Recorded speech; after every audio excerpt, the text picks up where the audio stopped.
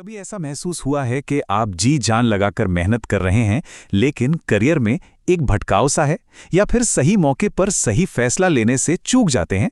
जानते हैं, इसका जवाब शायद आपकी कुंडली के उन गुप्त सूत्रों में छिपा है जिन पर आमतौर पर ध्यान नहीं जाता। आज हम लाल किताब के उन्हीं 3 बेहद शक्तिशाली सूत्र को समझने वाले हैं जो आपके जीवन के परिणामों को पूरी तरह से बदल सकते हैं। ये हैं अंधे ग्रह, नौहराता और धर्मी ग्रह। मित्रों, जय माता दी। संजय बोल रहा हूं। आज हम लाल किताब ग्रामर के बहुचर्चित सूत्र, जिसकी वजह से कुछ लोगों को जैसे वो चाहते हैं वैसे असर जीवन में नहीं आते हैं, इसका कारण है अंधे ग्रह, नहोराता के ग्रह, धर्मी ग्रह। तो आज का हमारा सफर कुछ इस तरह रहेगा। पहले हम इन गुप्त सूत्रों के प्रस्तावना को समझेंगे, फिर एक एक करके अंधे ग्रह यानी दिशाहीन कर्म, नहोराता यानी रात का अंधियारा, और आखिर में धर्मी ग्रह यानी ग्रहों के बदलाव को जानेंगे। और अंत में सब कुछ समेटकर आपके लिए एक छोटा सा अभ्यास भी होगा। तो चलिए शुरू करते हैं। देखिए, कोई भी कुंडली सिर्फ ये नहीं बताती कि कौन सा ग्रह कहाँ बैठा है। असल में इसके अंदर कुछ छिपे हुए नियम होते हैं, कुछ गुप्त सूत्र जो तय करते हैं कि उन ग्रहों का असल फल मिलेगा कैसे। अंधे, नौहराता और धर्मी ग्रह, ये तीनों उन्हीं में से सबसे जरूरी सूत्र हैं जो हमारी उम्मीदों और नतीजों के बीच का फासला तय करते हैं।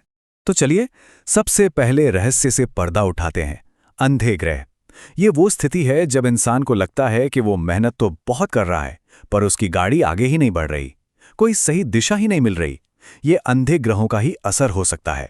तो सवाल उठता है कि ये अंधा टेवा बनता कैसे है।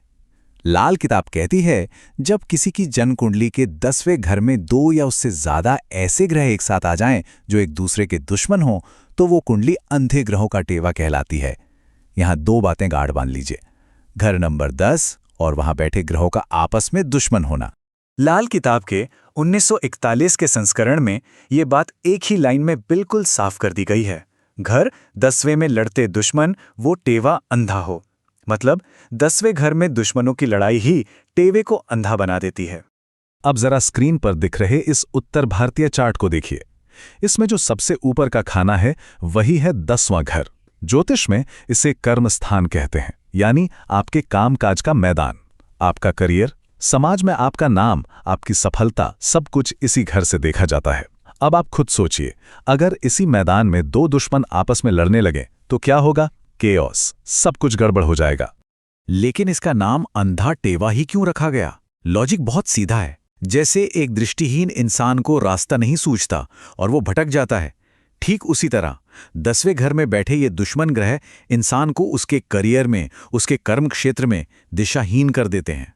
उसे समझ ही नहीं आता कि जाना कहाँ है। तो असल जिंदगी में इसका असर कैसे दिखता है? सबसे पहले तो प्रोफेशन में कभी स्थिरता, मतलब स्टेबिलिटी नहीं मिलती। इंसान को हमेशा लगता है कि वो गलत जगह पर है, उसे कुछ और करना चाहिए। वो मेहनत तो पहाड़ जैसी करता है, लेकिन उसका क्रेडिट, उसका यश उसे कभी नहीं मिलता। और नतीजा, ऐसे लोग अक्सर बार बार अपनी नौकरी या अपना बिजनेस बदलते रहते हैं, बस एक सही रास्ते की तलाश में। सवाल है कि इससे बचें कैसे? लाल किताब इसका एक बहुत ही गहरा सिंबॉलिक उपाय बताती है। वो कहती है कि 10 नेत्रहीन लोगों को एक ही समय पर खाना खिलाइए। सोचिए, आपकी कुंडली अंधी है और आप उन लोगों की मदद कर रहे हैं जो देख नहीं सकते। ये कर्म के जरिए अपने कर्म भाव के दोष को दूर करने जैसा है। आप अंधेरे को रोशनी से काट रहे हैं। अच्छा, चलिए अब दूसरे सूत्र की तरफ बढ़ते हैं, जिसका नाम है नौहराता। इसे आप आधा अंधा टेवा भी कह सकते हैं। ये एक बहुत ही अजीब स्थिति है जो खास तौर पर सूरज ढलने के बाद इंसान के सोचने, समझने और फैसले लेने की ताकत पर असर डालती है। ये योग बहुत ही खास ग्रहों की स्थिति से बनता है, जब कुंडली में सूर्य ठीक खाना नंबर 4 में बैठा हो और शनि खाना नंबर 7 में। बस यही एक कॉम्बिनेशन है जो नहोराता या रतौंधी कुंडली बनाता है। रतौंधी का मतलब ही होता है रात का अंधापन। लाल किताब ने इसे भी एक ही पंक्ति में समेट दिया है। सूरज 4, शनि हो 7वें, होराता आधा अंधा हो। कितना सीधा और सटीक, कोई कंफ्यूजन ही नहीं। आइए इसे फिर से चार्ट पर समझते हैं। कुंडली का चौथा घर आधी रात का समय माना गया है। अब सोचिए, सूर्य जो रोशनी का मालिक है वो आधी रात के घर में बैठा है, और शनि जो दृष्टि का कारक है वो 7वें घर से उसे सीधा देख रहा है। ये ऐसा ही हुआ जैसे रात के समय सूरज की रोशनी पर शनि का अंधेरा छा गया हो। एक बात यहां साफ कर दूं, यहां दृष्टि का मतलब आंखों की रोशनी नहीं है। यहां इसका मतलब है बुद्धि, विवेक, सही और गलत को परखने की ताकत। तो नोहराता कुंडली वाले व्यक्ति के साथ क्या होता है? दिन के उजाले में तो उसके फैसले बिल्कुल स्पष्ट होते हैं, पर जैसे ही रात होती है उसके सोचने समझने की शक्ति में भ्रम पैदा हो जाता है। तो इसका उपाय क्या है? उपाय बहुत सीधा और प्रैक्टिकल है। ऐसे इंसान को रात के समय कोई भी बड़ा या महत्वपूर्ण फैसला लेने से बचना चाहिए। कोई नया काम शुरू करना हो, कोई बड़ी डील करनी हो या कोई बड़ा लेन देन, रात में बिल्कुल नहीं। अब तक हमने मुश्किलों की बात की, लेकिन अब बात करते हैं एक बहुत ही शुभ और खास योग की, जिसे कहते हैं धर्मी ग्रह। ये ज्योतिष का एक चमत्कार ही है। ये वो स्थिति है जब शनि, राहु, केतु जैसे पापी और क्रूर समझे जाने वाले ग्रह भी अपनी क्रूरता भूलकर अच्छा फल देने लगते हैं। तो कोई कुंडली धर्मी बनती कैसे है? इसके दो मुख्य कारण हैं। पहला, जब मन का कारक चंद्रमा भ्रम के कारक राहु या केतु के साथ बैठ जाए, या फिर दूसरा, जब कर्म और न्याय के ग्रह शनि के साथ ज्ञान के सागर देवगुरु बृहस्पति बैठ जाएं। इन योगों में ये क्रूर ग्रह भी अपना बुरा स्वभाव छोड़कर अच्छा फल देने पर मजबूर हो जाते हैं। किसी की कुंडली का धर्मी होना कोई मामूली बात नहीं है। ये असल में इस बात का इशारा है कि उस इंसान ने अपने पिछले जन्म में बहुत अच्छे और पुण्य के काम किए हैं, जिसका इनाम उसे इस जन्म में मिल रहा है। ये एक तरह की याद दहानी है कि नेकी का रास्ता कभी मत छोड़ना। लेकिन इसमें एक बहुत बड़ी शर्त है। धर्मी कुंडली का ये वरदान तभी तक काम करता है जब तक वो इंसान खुद धर्म के रास्ते पर चलता है। उसे ईमानदार रहना होगा, मेहनती लोगों की इज्जत करनी होगी और सबके साथ न्याय करना होगा। अगर उसने घमंड या लालच में आकर गलत रास्ता पकड़ा तो यही ग्रह अपना अच्छा असर छोड़कर दोगुना बुरा फल देने में भी देर नहीं लगाएंगे।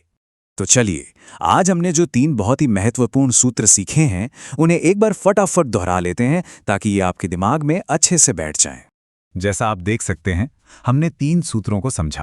पहला, अंधे ग्रह, जो 10वें घर में 2 या ज्यादा दुश्मनों के बैठने से बनते हैं और करियर में अस्थिरता लाते हैं। दूसरा, नोहराता, जो सूर्य के चौथे और शनि के 7वें घर में होने से बनता है और रात में फैसला लेने की क्षमता को कमजोर करता है। और तीसरा, धर्मी ग्रह, जो चंद्र, राहु या केतु या शनि गुरु के योग से बनता है और क्रूर ग्रहों का स्वभाव भी नेक बना देता है। तो अब आपके ज्ञान को परखने की बारी। एक छोटा सा सवाल है, अगर किसी कुंडली में सूरज खाना नंबर 4 में हो और शनि खाना नंबर 7 में हो, तो लाल किताब के हिसाब से उस टेवे को क्या कहा जाएगा? अपना जवाब नीचे कमेंट्स में जरूर लिखिएगा। अगर आज आपने इस विश्लेषण से कुछ भी नया सीखा है, तो लाल किताब एस्ट्रोलॉजी एजुकेशन चैनल को लाइक, शेयर और सब्सक्राइब करें और कमेंट में ये जरूर बताएं कि आपकी कुंडली में कौन सा ग्रह अंधे, नहोराता या धर्मी ग्रह की परिभाषा में आता है। हमें आपके जवाब का इंतजार रहेगा। जय माता दी।